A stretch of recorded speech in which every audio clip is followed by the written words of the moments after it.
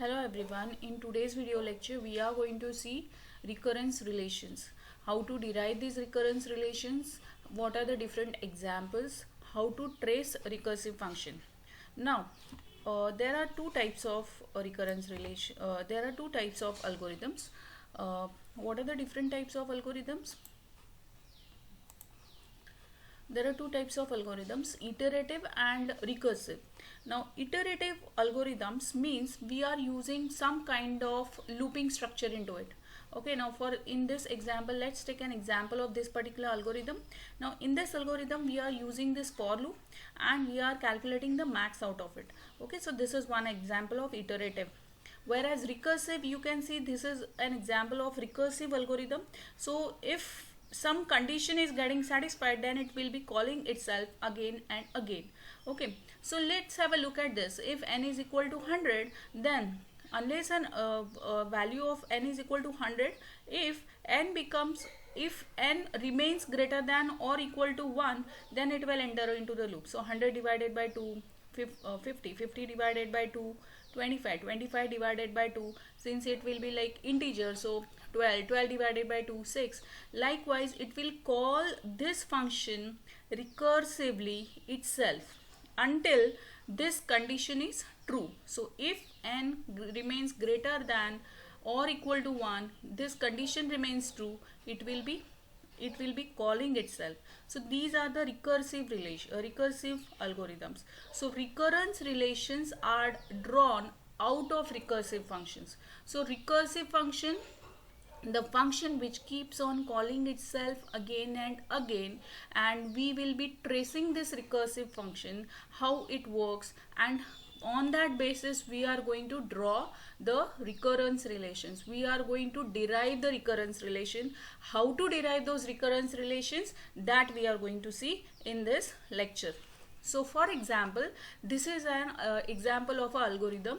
If some condition is satisfied, okay, if some condition is given, then return a of n by 2 plus a of n by 2. Okay, so this is a simple algorithm.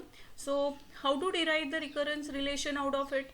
Again, there will be this is the algorithm where there is some condition which needs to be satisfied. Now let's have a look like if n is greater than or equal to 1. Let's assume this is a condition.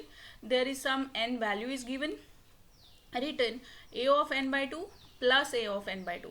So what it is doing, it is calling this function again, okay, recursively. So here it will be how to derive the recurrence relation out of it, how to trace this recursive function. So this is nothing but t of n is equal to this a of n by 2. It will be executed for time t of n by 2 times plus t of n by 2 times, right?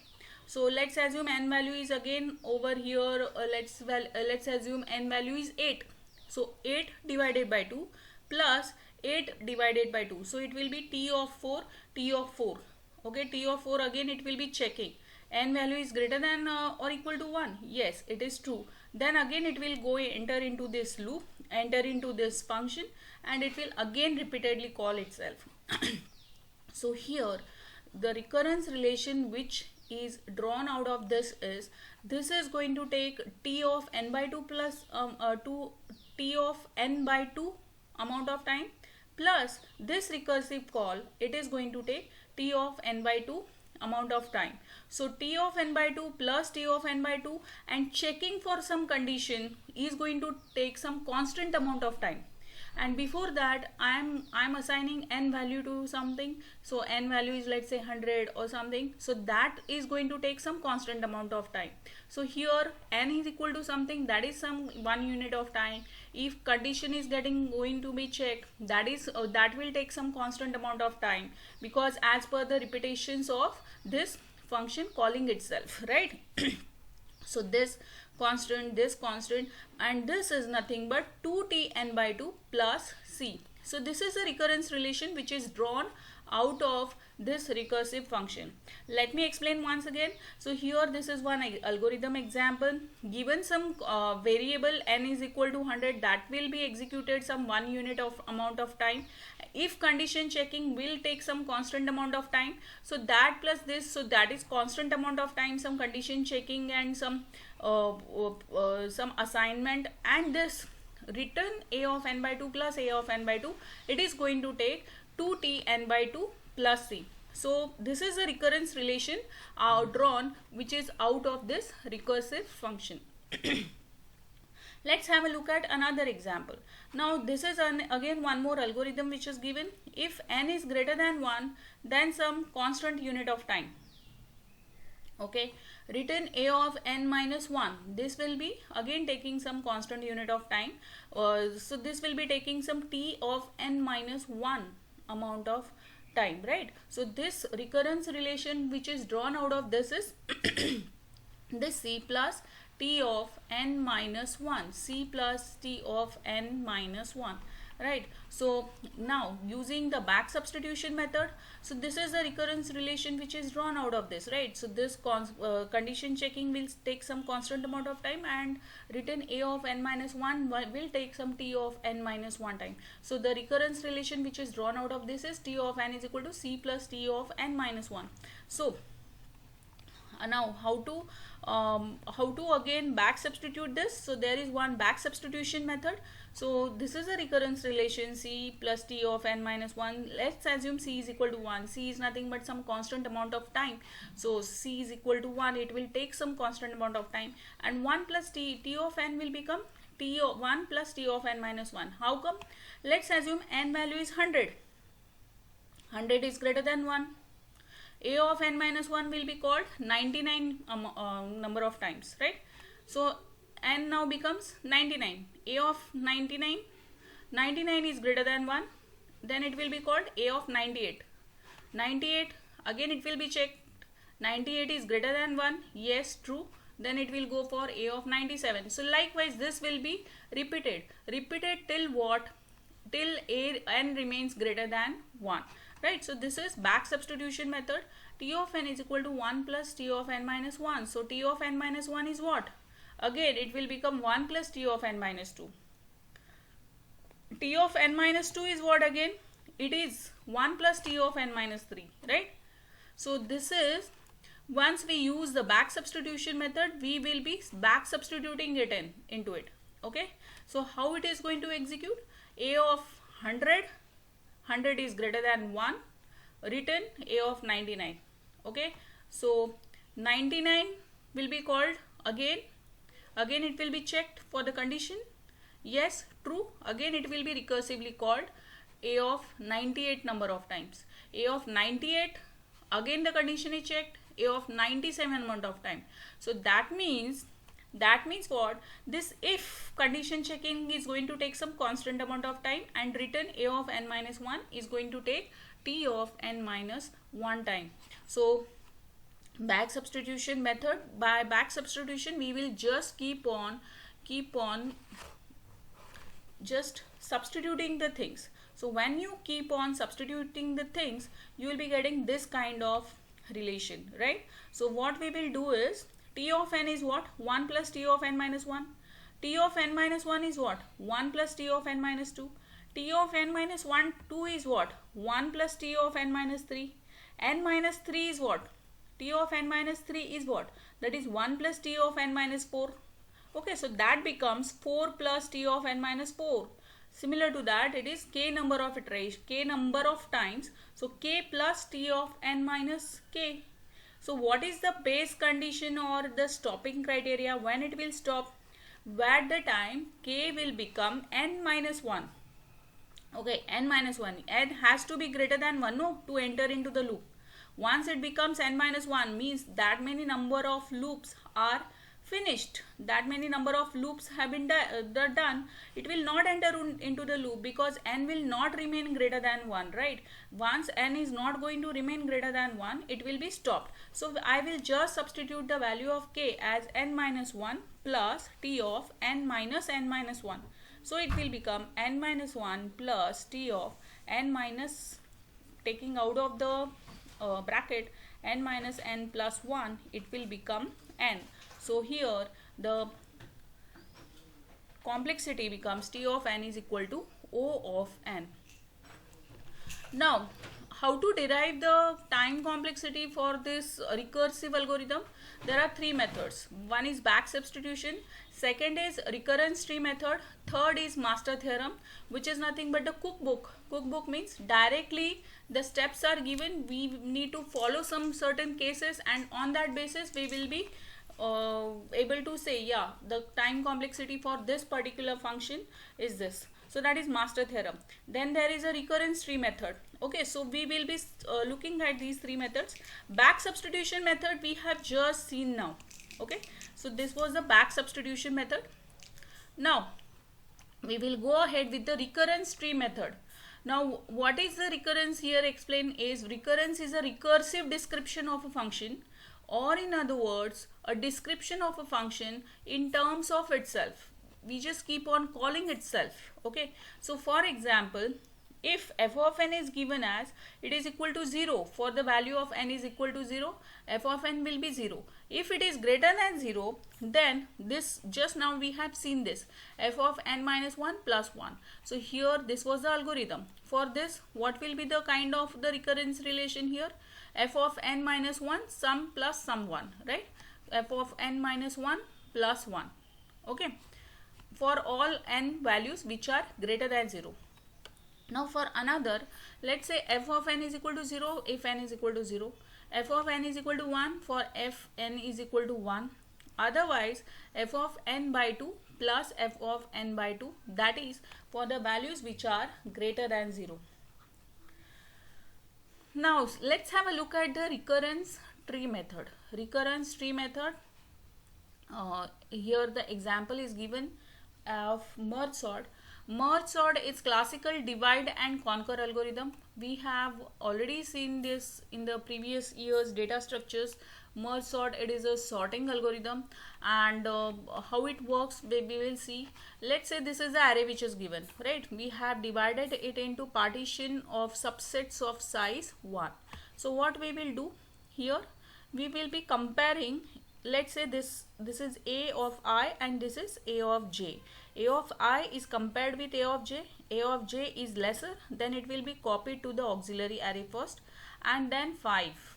Okay, so what we are doing, we are just merging, we are just merging into the auxiliary array, right? Similar to this, 4 and 7, right? 4 is lesser, a of I is lesser than this 7, so 4 is copied to the auxiliary array, 7 is copied, whichever is the remaining element is copied, right? Similar to this, 1 and 3 comparison is done, 2 and 6, and then we are merging. Now this is a subset, the array which is the partition of size 2, right? 2 and 5 and 4 and 7. So again it is compared, a of I and a of j. A of I 2 is lesser than this 4, so it is copied to, let's say, auxiliary array c of k. So remaining is 5. 5 is again compared, a of I is compared with a of j. So this a of j is lesser, so 4 is copied. Then 5 is copied, 7 is copied. So this is again one auxiliary array. So likewise we keep on merging the array. We keep on merging and we get the finally sorted and merged array. So this is one classical example of divide and conquer strategy, right? So what it does is it keeps on splitting the array into halves, and then it recursively sorts these two halves. It recursively sorts these two halves and then merges the two sorted subarrays into final sorted array. It merges these two sorted subarrays, sorted partitions into final array. So let's have a look at this particular algorithm. If n is greater than 1, then we keep on dividing. So first we will keep on dividing n by 2, and then we will be calling this merge sort recursively. Merge sort a of 1 to m means first partition, and then recursively call this merge sort a of m plus 1 to n. Once it is sorted, we will be merging. Okay, we will be merging. So let's have a look at this, how to draw the recurrence relation out of it. Okay, how to draw the recurrence relation out of it. So now this is the recurrence tree. What is the recurrence tree? Let's have another example of binary search. we have been given n is equal to 8. We need to search for an element in an array. So what we will do is, n is equal to 8, we will keep on dividing the array. Okay, we will keep on dividing the array into two halves, n by 2, n by 2. This n by 2, again it is divided. Now suppose if the element is present in the left half, then we will be searching only in this particular half. We will not go ahead with this. Okay, we will avoid searching in this particular portion of the array. But here what we are doing is, n which is divided it into n by 2 and n by 2. Again n by 2 is divided it into n by 4, n by 4, n by 4, n by 4. Okay, this way we will keep on dividing the array unless and until either the element is found or not found. Okay, so what is the example of binary search over here? In binary search, given a sorted array, if the element which is to be found is present in the lower half, we will be searching for that particular element in the lower half. Okay, we will be avoiding the upper half. So this way we will be keeping on dividing the array, right? And we will be calculating the middle element. If with respect to the middle element, if the element is lesser than middle element, again if it is present in the right half, then we will search it into this particular portion.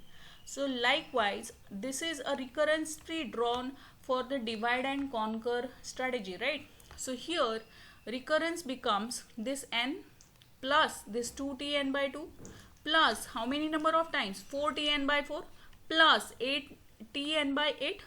Okay, what is the depth of this particular binary tree? Okay, that is log n base 2. Okay, now let's assume that the number of elements which are present in the array is equal to 8 only.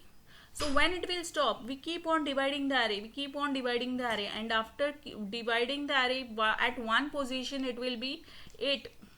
It has reached to 8 divided by 8 is equal to 1. Only one element is left.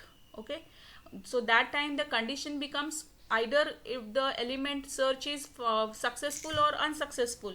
So here that time it is going to be equal to 1, right? So n number of element divided by 2 raised to k is equal to 1, right? So that is n is equal to 2 raised to k. Taking log on both the sides, we will be getting log n base 2 log of 2 base 2 raised to k. This k here will come for multiplication. Log 2 base 2 will be 1. So k is equal to log n base 2. So time complexity for this is of the form log n base 2. So n times you are going to do the merging or searching for the element. So it is n log n base 2, right? So here the recurrence relation is of the form t of n is equal to 2t n by 2 plus n, 2 times n by 2 plus n.